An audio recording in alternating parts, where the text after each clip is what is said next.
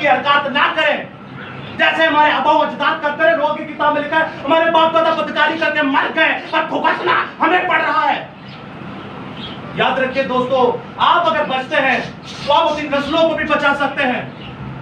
आप अपनी नस्लों को भी बचा सकते हैं। जो हर रोज बाइबल मुकद्दस को नहीं पढ़ता और दुआ नहीं करता, उससे बड़ा शैतान इस दुनिया के ऊपर नहीं पाया जाता। और जो कहता है नहीं, तो वो सबसे बड़ा झूठा है। आप खुदा के लोगों को देखते हैं, खुदा के लोग हमारे लिए मेहनत करते हैं। खुदा के लोगों ने हमसे इतनी मोहब्बत की, उन्होंने अपने घर बार छोड़ दिए, उन्होंने अपनी फैमिली छोड़ दी। यह है अगापे, यह है खुदाई मोहब्बत। आप अगर इंसान से मोहब्बत रखते हैं तो इसका मतलब है आप खुदा से मोहब्बत रखते हैं। आज आप देख रहे हैं जो मार्च में इबादत हुई, वो बच्चे ने जो अपने आप को अजीजाबाद में आग लगाई थी, उस पर माँ बाप की गलती हुई। आज आप देखते हैं जो रिसेंटली एक मसला हुआ फांसी का, उस पर भी माँ बाप की गलती हुई। लेकिन दोस्तों याद रखिएगा, किसी और की भी गलती है।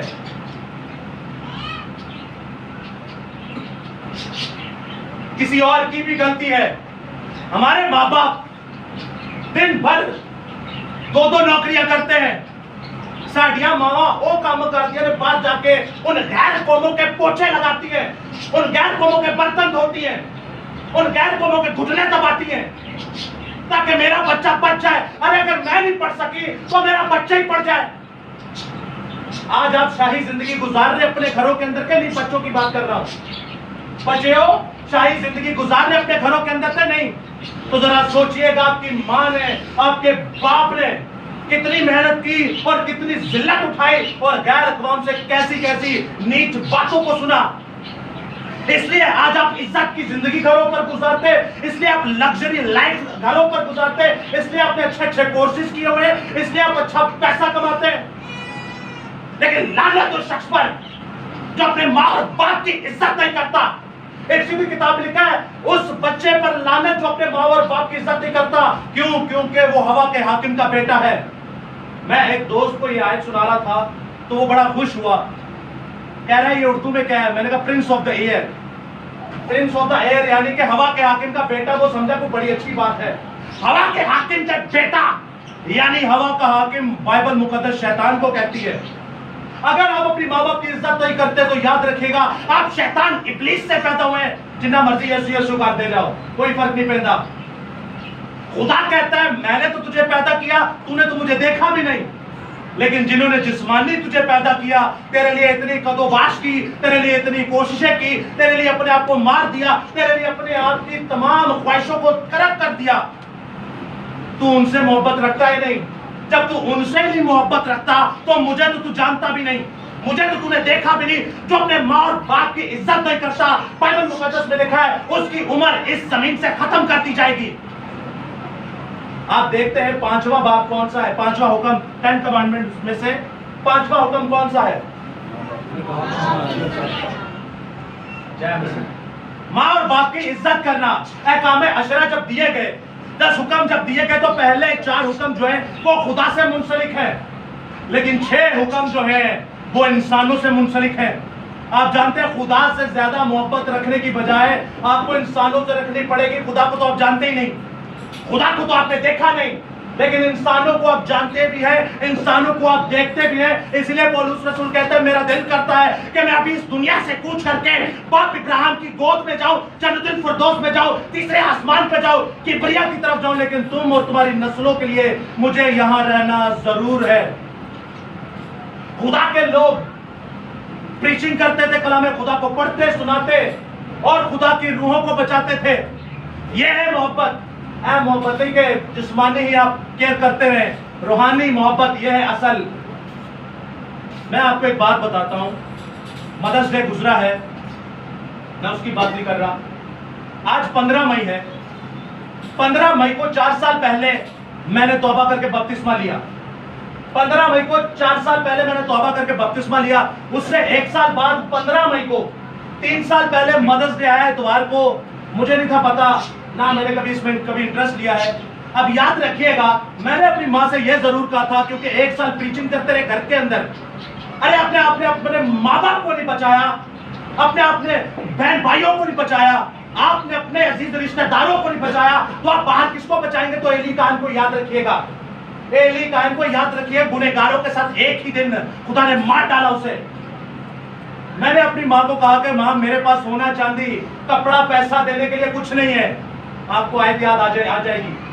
मेरे पास सोना चांदी कपड़ा पैसा कुछ नहीं है, लेकिन आज मेरी माँ मेरी बात सुन, तू यीशु पर ईमान लाए, तूने उस बुत पर डिनोमिनेशन को छोड़ दिया, तू कलाम खुदा पर ईमान लाए, तूने यीशु के सुखन पर अमल किया। देख मैं तुझे खुदा बाप खुदा बेटे और खुदा रूह कुदूस के नाम में बपतिस्मा देता हूँ, मैं तुझे यीशु के नाम में बपतिस्मा देता हूँ। उसने खुदा की तालीम को हासिल किया और साहिल समंदर पे जाकर यीशु के नाम का बपतिस्मा लिया। खुदा ने उसके सारे गुनाहों को जमीन के पाताल में फेंक दिया। खुदा ने उसके सारे गुनाहों को पूरब से पश्चिम तक जैसे बिजली फिसलती है वहां पर फेंक दिया। खुदा ने उसके सारे गुनाहों को खत्म किया, क्योंकि ये गिफ्ट ये तोहफा जमीन के साथ साथ आसमान पर भी मेरी माँ के काम आएगा। Hallelujah, hallelujah. यीशु के लिए एक बार जोरदार ताली।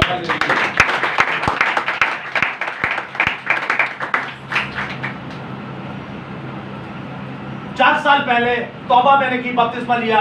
3 साल पहले जब 1 साल गुजर गया तो तीसरा साल आया, मेरी माँ ने बपतिस्मा लिया। बीच में मैं आपको मोटी मोटी चीजें बता रहा हूँ। अब जब फिर 2 साल हुए तो खुदावंद ने मुझसे बाइबल स्टडी और प्रीचिंग करवाना शुरू हुई, और आज का दिन भी 15 मई का है। ये महज इत्तेफाक था, कोई प्लानिंग नहीं थी, क्योंकि 1 महीना पहले इस इबादत का इनेकाद किया गया। वो क्या आप जानते हैं, छोटे भाई को ऑपरेशन हुआ। ये डेट इत्तेफाकन नहीं, लेकिन 3 दिन पहले आप समझ लें, या खुदा ने मुझ पर नाजिल किया या मेरे दिमाग चलने लग गया। तो खुदावंद अपने लोगों पर यह नाजिल करता है कि ये गवाही दे। आप अपने माँ बाप को क्या देते हैं? आपने खुद क्या लिया? याद रखिएगा, माँ बाप की तो जो गलती है ही है, लेकिन यह भी याद रखिएगा वो अनपढ़ भी हैं, वो इतने पढ़े लिखे नहीं है। वो आप लोग के लिए मेहनत करते हैं कि आप पढ़े। अब आप बच्चों की जिम्मेदारी, आप पढ़कर खुद भी बचें और अपनी नस्लों को भी बचाएं, ये आप लोगों की जिम्मेदारी है। आप खुदा के लोगों को देखते हैं, आप मुकद्दस यशुआ को देखते हैं, क्या कहता है? तुमने जहां जाना है जाओ, तुमने जिसको मानना है मानो, लेकिन मैं और मेरा घराना हम तो खुदा के साथ चलेंगे। मैं और मेरा घराना हम तो खुदा के साथ चलेंगे। खुदा की मोहब्बत यशुआ के साथ देखिए, खुदा ने उस बंदा के साथ ऐसी मोहब्बत रखी कि 31 बादशाहों को अकेला वो खुदा का सूरमा मारता है और कहता है, ऐ यशुआ मेरी शरीयत पर अमल करना, ना दाएं मुड़ना ना बाएं मुड़ना। देख इस सब जमीन के ऊपर मैं तुझे सरफराज करूंगा, इकबालमंद करूंगा, मैं तुझे ऊंचा करूंगा, तेरे सीन को बढ़ाऊंगा। तू जिस जगह पर पाँव रखेगा वो जगह तेरी, जिस सूबे पर पाँव रखेगा वो सूबा तेरा, जिस मुल्क पर पाँव रखेगा वो मुल्क तेरा, जिस सल्तनत पर पाँव रखेगा वो सल्तनत तेरी। तो यशुआ भी कहता है, मैं और मेरा घराना यहोवा के साथ चलेंगे। Hallelujah, hallelujah. खुदा की मोहब्बत अपने लोगों के साथ भरपूर रही। आप जानते हैं खुदा ने यशुआ से ऐसी मोहब्बत रखी कि कायनात में ना कभी हुआ और ना कभी हुआ है। बड़े बड़े मुकद्दसीन आए, सूरज एक ही जगह पर जम हो गया। खुदा का बेटा कहता है, खुदावन जब तक मैं इन शयातीन को ना मार लूं शाम नहीं होनी चाहिए। खुदा ने कहा जब शाम नहीं होगी, और चांद की हिम्मत ना थी कि वो निकल आए, और सूरज की औकात ना थी कि वो डूब जाए। 24 घंटे रोशनी रही और खुदा का सूरमा शयातीन को खत्म करता रहा। दुनिया का नूर मैं हूं।